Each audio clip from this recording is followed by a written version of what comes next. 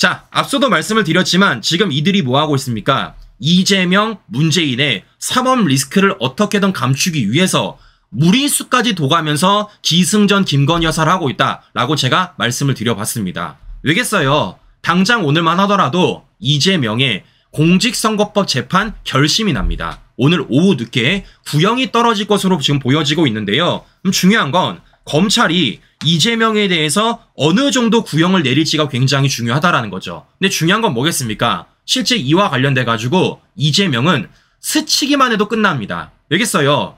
벌금 100만 원 이상 나오게 되면 이재명은 5년 동안 피선거권이 박탈이 되고 5년이 박탈된다는 건 앞으로 있을 대권에 나오지 못하는 것이고 더 나아가 민주당이 대선 비용 434억을 토해내야 된다라는 거예요. 자, 이렇기 때문에 그 어떤 재판보다 이재명의 공직선거법 재판이 굉장히 중요하고 이와 관련돼서 우리가 주목해야 된다라고 제가 말씀을 드려보는 겁니다. 자, 이렇다 보니까 지금 민주당 내부에서 어떤 일이 벌어지고 있냐면요. 바로 이런 일이 벌어지고 있습니다.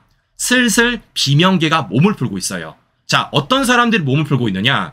김부겸을 넘어서 박용진까지도 지금 몸을 풀고 있다는 겁니다. 잘 아시는 것처럼 박용진 민주당 내부에서 가장 이재명의 비판 수위가 셌던 사람 중에 한 명입니다. 그런데 그런 박용진이 몸을 푼다는 것 자체가 앞으로 민주당 내부에서 굉장한 파열음이 날 것이고 그런 가운데 민주당 내부에 각종 폭로들이 나올 가능성이 매우 높다라는 거예요. 잘 아시는 것처럼 대장동 누가 터뜨린 겁니까? 이낙연 측에서 터뜨린 겁니다. 이렇기 때문에 저는 이와 관련돼서도 잘 취재를 해서 우리 시청자 여러분들에게 그때마다 소식을 전달드리도록 하겠습니다. 자, 왜겠어요? 이재명이 지금 이 선거법 재판에 있어서 말도 안 되는 얘기하고 있지 않습니까? 일예로 네, 김문기 처장이랑 해외 나가서 골프 낚시를 했는데 기억이 안 난다? 말이 안 되는 거죠. 여러 차례 말씀을 드렸지만 국내에서 골프 낚시를 함께 했으면요 기억을 할 수밖에 없습니다. 그런데 하물며 해외까지 나가서 함께 골프 낚시까지 했는데 기억이 안 난다? 말이 안 되는 건 아니겠어요.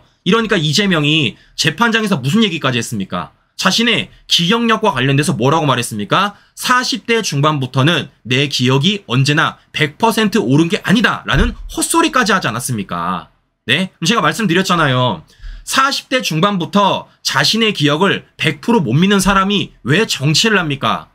40대 중반부터 자신의 기억을 100% 못 믿는 사람이 왜 대권을 도전해요? 나라 망하려고. 자, 보시는 것처럼 지금 이재명이 얼마나 헛소리하고 있는지 말씀을 드려보는 것이고 제가 그래서 우리 민심의 소리를 이재명한테 하나 전달드리도록 하겠습니다. 이런 이재명의 말과 관련돼가지고 우리 국민들이 이런 소리를 하고 있습니다. 자, 민심의 목소리예요. 잘 들어보십시오. 이 뭔 개소리야? 이 뭔 개소리야? 자, 들어보셨죠? 이게 바로 지금 이재명의 선거법 재판과 관련된 민심의 소리다라는 말씀을 제가 드려보는 것입니다. 자, 이렇기 때문에 이재명은 빠져나갈 궁리하지 말고 그냥 사법에 따라서 법의 절차에 따라서 처벌받으면 되지 않을까라는 말씀을 해드려보는 겁니다. 자, 보시는 것처럼 오늘 이재명의 공직선거법 재판 구형이 내려집니다. 자, 구형이 내려지면 우리 시청자 여러분들에게 관련된 소식들 또 잘 만들어가지고 전해드릴 예정이니까요. 오늘 이재명 구형 소식도 많은 관심 부탁드려보면서 이제 본격적으로 문다혜와 관련된 소식 전해드리도록 하겠습니다. 자, 어제 TV조선에서 이런 보도가 나오더라고요. 자, TV조선 단독 문다혜 양평동 집 등기 숙박비 관리에 청와대 직원들이 동원되었다라는 소식이 들려왔습니다. 자, 시청자 여러분, 근데 저는 이 보도를 보자마자 어떤 생각이 들었냐면요. 우리 우파 국민들이 또 한 번 해냈다라는 생각이 들었습니다. 자, 무슨 얘기냐. 실제 문다혜 압수수색 과정 속에서 나왔던 소식들을 우리가 그동안 함께 퍼즐을 맞춰봤었습니다. 자, 그때 우리 시청자 여러분들과 제가 맞췄던 퍼즐이 뭐였습니까? 바로 문다혜 부동산 내역과 관련된 부분이었어요. 자, 그러니까 다시 한번 정리를 해드리면 문다혜가 구기동 빌라를 팔고 양평동 주택을 삼에 있어서 얼마가 빈다고요? 2억 5천만 원이 빈다라고 말씀을 드렸습니다. 저는 그래서 뭐라고 말씀드렸죠? 그 돈이 이상직 측으로부터 받은 돈을 개입했을 가능성이 매우 높다라고 제가 말씀을 드려봤었습니다. 자, 그리고 우리가 한 가지가 더 뭐 있었습니까? 실제 문다혜가 이 양평동 주택을 매입하는 과정 속에서 제가 뭐 보여드렸어요? 바로 등기부 등본을 보여드렸습니다. 그리고 실제 그 등본안에 문다이가 어디 주소지로 돼 있다고요? 바로 서울 종로구 자아문로 여기 주소지로 돼 있다고 말씀을 드렸습니다. 근데 거기가 어디라는 겁니까? 청와대 옆에 있는 주민센터라고 제가 말씀을 드렸어요. 실제 걸어서 7분 거리라고 제가 말씀을 드렸죠. 제가 뭐라 말씀드렸죠? 그래서 이건 문다이 혼자 할 수 있는 일이 아니다. 이건 분명히 뒷배가 있을 가능성이 매우 높다라고 말씀을 드려본 겁니다. 자, 그러면 크게 두 가지입니다. 첫 번째, 문다이가 양평동 주택을 삼에 있어서 누구 돈이 들어간 거라고요? 이상직 파이 이스타젯에 돈이 들어갔다. 두 번째, 문다이가 양평동 주택을 매입함에 있어서 누가 개입을 했다? 청와대 인사들이 개입했다라고 제가 정리를 좀 해드렸습니다. 우리가 함께 퍼즐 맞춰본 거예요. 자, 그런데 제가 어제 이 보도를 보면서 어떤 게 느꼈냐면 다 맞았다라는 걸 느꼈습니다. 자, 실제 우리가 지금까지 퍼즐 맞춘 내용과 TV조선의 단독 보도 내용이 어느 정도로 일치를 하는지 우리 시청자 여러분들에게 간단하게 이 소식 전해드리고 방송 이어가 보도록 하겠습니다. 문재인 전 대통령의 딸 다혜 씨가 소유했던 서울 양평동의 주택입니다. 다혜 씨는 태국에 머물던 2019년 5월 7억 6천만 원에 이 집을 샀습니다. 검찰은 다혜 씨는 매입 계약 후 태국으로 돌아갔고 부동산 등기 절차는 당시 청와대 신모 행정관이 담당한 걸로 파악했습니다. 검찰은 신 전 행정관이 대리인으로 적힌 서류도 확보한 것으로 전해졌습니다. 검찰은 양평동 집을 공유 숙박업소로 운영하면서 얻은 수익을 양모 전 청와대 행정요원이 다혜 씨에게 3차례 송금한 사실도 파악했습니다. 양 씨는 김정숙 여사 단골 디자이너의 딸로 청와대 특혜 채용 의혹을 받은 바 있습니다. 노동의 대가로 월급 받은 걸, 사위가 월급 받은 걸 어떻게 장인이 책임지라고 하는 그런 경비 공동체가 있는지 잘 모르겠고요. 검찰은 이상직 전 의원 소유 항공사에서 받은 급여를 보태 다혜 씨가 양평동 자택을 매입했다고 보고 이 집을 문 전 대통령이 받은 변형된 범죄 수익으로 의심하고 있습니다.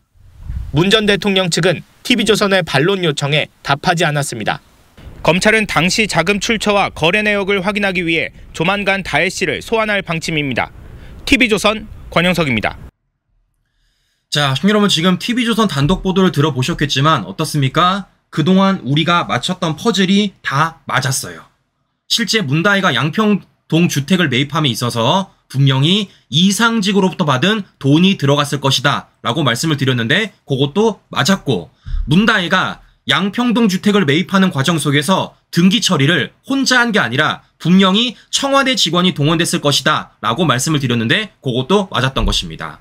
자, 보시는 것처럼 지금 우리가 그동안 맞췄던 퍼즐 조각들이 메이저 언론을 통해서 보도가 되고 있고 그것이 기정사실화되고 있다라는 말씀을 제가 해드려 보는 것입니다. 자, 그러면 중요한 건 이거죠. 여기서 우리가 멈춰야 되겠습니까? 멈추지 못하죠. 우리는 이와 관련해서 한 발짝 더 나가야 된다라는 말씀을 해드려 보는 겁니다. 자, 그러면 앞서도 지금 보도를 보여드렸지만 지금 어떻다라는 겁니까? 실제 문다의 양평동 집을 누가 청와대 직원이 등기도 쳐주고 숙박비 관리까지 해줬다라는 거예요. 그러면 여기서 드는 물음표는 한 가지입니다. 과연 이게 정당하게 운영이 되었는가?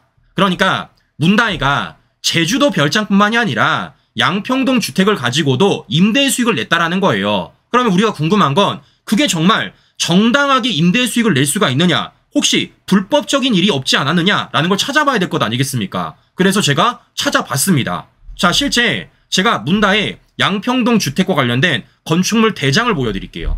실제 문다이가 사고 팔았던 양평동 주택의 일반 건축물 대장입니다.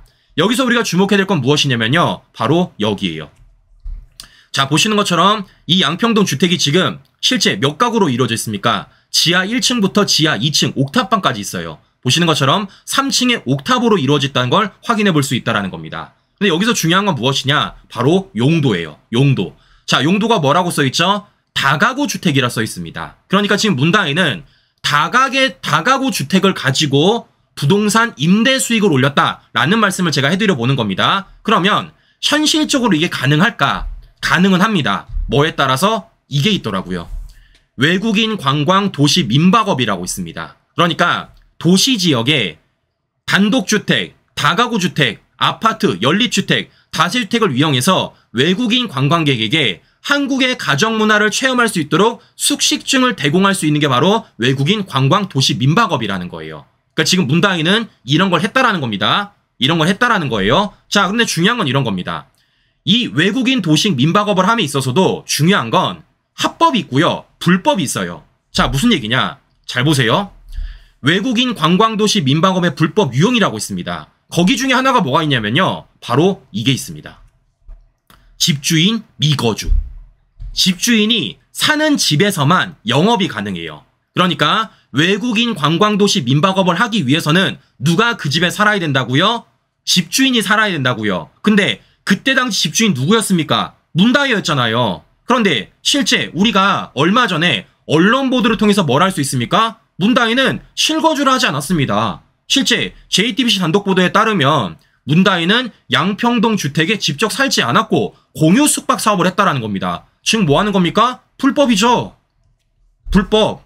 안 살았잖아. 불법이죠.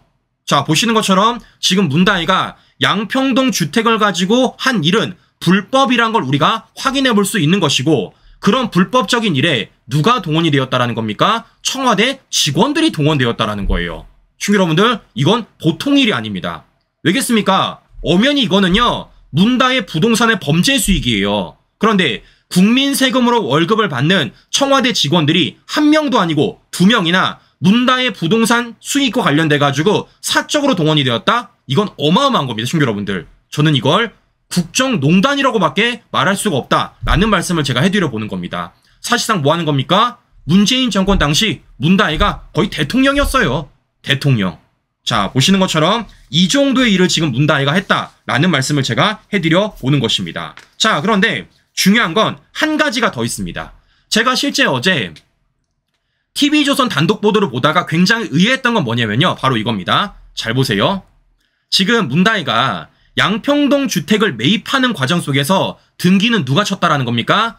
신모 행정관이 대리를 해줬다라는 겁니다. 그러니까 등기는 신모 씨가 해준 거예요. 그런데 그 숙박비와 관련된 관리는 누가 해준 겁니까? 양모 씨가 해줬다라는 겁니다. 이 양모 씨 누구예요? 김정숙의 단골 디자이너 딸 양이네스 아니겠습니까? 자, 그러니까 지금 청와대 직원이 한 명도 아니고 두 명이나 동원이 됐다라는 겁니다. 한 명은 대신해서 등기 쳐줬고, 한 명은 대신해서 숙박비를 관리해줬고, 심지어 숙박비를 문다희한테 송금까지 해줬다라는 거예요. 자, 그러면 저는 궁금한 게 이거였습니다. 아니, 한 사람이 다 해주면 되는 건 아니겠습니까? 사실상 이것이 불법적인 일이고, 이 불법적인 일을 감추기 위해서는 사실상 입과 귀를 줄여야 됩니다. 그런데 이게 지금 청와대 직원이 한 명이 아니라 두 명까지 동원이 됐다라는 거예요. 저는 궁금한 겁니다. 굳이 왜 이런 일에 청와대 직원이 한 명이 아니라 두 명까지 동원이 되었을까? 그리고 그 중에서도 왜 하필이면 김정숙의 단골 디자이너 딸 양모 씨가 이 사안에 개입이 되었을까라는 게 저는 너무 궁금했습니다. 자, 그런데 결론적으로 이 사람이 개입될 수밖에 없어요. 자, 왜냐? 외국인 민박 사업을 하기 전에는요, 실제 지정 기준이 필요합니다. 자, 그것이 무엇이냐? 바로 이런 게 있어요. 되게 많죠? 외국인 관광 도시 민박업 지정 기준이 있습니다. 이 중에서 우리가 주목해야 될 건 무엇이냐면요, 바로 이거예요. 외국인 서비스가 가능한 체계를 갖추고 있어야 됩니다. 그러니까 외국인들을 대상으로 민박업을 하니까 그 지역에 집주인이 살아야 되고, 그 집주인 중에 세대원이 뭐 해야 된다는 겁니까? 외국어를 할 줄 알아야 돼요. 외국어를. 그래야지 뭐 합니까? 안내를 해주죠. 안내를. 그래야 실제 한국에서 어떤 생활을 하는지, 실제 한국에서 어떤 문화가 있는지 그 사람들이 안내를 해줄 것 아니겠습니까? 그러니까 뭐 하는 겁니까? 이런 요건 때문에 누구? 바로 이 사람이 개입될 수밖에 없다라는 겁니다. 왜겠어요? 김정숙의 단골 디자이너 딸 양이네스 어떤 사람입니까? 이 사람 프랑스 국적 갖고 있는 사람입니다. 프랑스 국적. 즉 이 사람이 개입될 수밖에 없었던 거예요. 뭐 하기 위해서? 문다희가 양평동 주택으로 임대 수익을 올리기 위해서는, 외국인들을 대상으로 민박 사업을 하기 위해서는. 자, 그러면 우리는 여기서 물어볼 수밖에 없습니다. 뭘 물어보는 거예요? 양이네스가 혹시 여기 살았던 거 아닙니까? 더 나아가서 양이네스가 이 사업을 관리해주면서 돈을 보내준 거 아니에요? 그렇지 않고는 이렇게 사업을 벌일 수가 없다라는 겁니다. 즉 뭐 하는 겁니까? 문다혜가 매입했던, 그것도 태국에서 매입했던 실거주화까지 하지 않았던 양평동 주택에 프랑스 국적을 가지고 있는 양 이네스가 살아야지만 이 사업이 가능한 것이고, 그와 관련돼서 양 이네스가 관리를 해야지만 이 사업이 가능하다라는 겁니다. 지금 뭐 하는 겁니까? 계획적이죠. 계획적. 네? 이걸 모르고 어떻게 이런 일이 벌어지는 겁니까? 이런 일을 모르고. 그러니까 뭐 합니까? 그 많은 청와대 직원들 중에서도 누구? 바로 양 이네스. 프랑스 국적을 갖고 있는 사람을 이 숙박비 관리에 동원이 되었다라는 말씀을 제가 드려보는 거예요. 여러분들, 이게 국정농단이 아니고 뭐겠습니까? 말이 안 되는 거죠. 자, 무엇보다 한 가지 사실이 더 있습니다. 자, 뭐가 있습니까? 문다혜가 양평동 주택으로 임대 수익을 낸 것뿐만 아니라 뭐도 있어요? 제주도 별장까지도 임대 수익을 냈다라고 우리는 알고 있습니다. 자, 그런데 웃긴 건 무엇이냐? 잘 보세요. 이렇게 부동산을 가지고 임대 수익을 올리기 위해서 뭐가 필요합니까? 사업자로 등록을 해야 됩니다. 사업자로 등록을 해야 돼요. 그런데 웃긴 건 무엇이냐? 잘 보세요. 제가 문다혜의 법인회사와 관련된 등기를 좀 보여드렸습니다. 자, 이거죠. 주식회사 땡땡땡수. 저게 여기서 제가 의아했던 게 뭐라고요? 문다혜와 관련된 바로 이거였습니다. 문다혜가 이 주식회사에다가 숙박업, 공간 대업을 실제 사업 목적에 넣은 거 언제라는 겁니까? 2022년 2월 28일이라는 거예요. 그러니까 문재인이 2022년 5월 달에 퇴임을 했기 때문에 3개월 전에 문다혜는 자신의 법인회사에다가 숙박업 공간 대업을 추가시켜 놓고 문재인이 퇴임하고 2달 뒤에 2022년 7월 7일에 저 별장을 사가지고 공유 숙박업을 하고 있었다라고 제가 말씀을 드려보는 겁니다. 지금 뭐 하는 겁니까? 요거만 봐도 우리가 굉장히 계획적이라는 거예요. 그럼 저는 궁금한 게 이거였습니다. 아니, 양평동 주택도 숙박업을 했고요.